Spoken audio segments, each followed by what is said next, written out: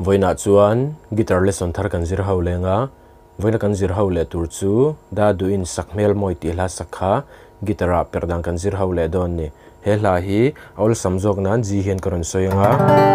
ji thawala in kepo hi that freta kavuanga original nen karon play mil don ni chuan ma sabera chuan ji in kan langa asang asi anyama di minor a E minor chuan A minor kan hmangtel anga B hi kan hmangtel bawk anga chuan he hla po hian strum dan chi khat kan nei lenga chu tiang kan strum le don ni down down down up tikhana kha kha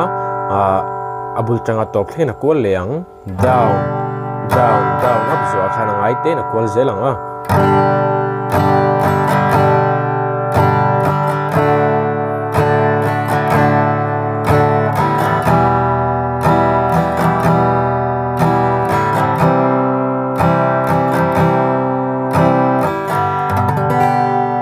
tikha na hlapum puin kan strum chuakang kepo nei lautan po khan ji to pina play thei ti karon soi khama chuan tuna chuan kepo nen that freta voin a hlamilin karon play lenga uluk du ni lo ngai thlale cheu don nia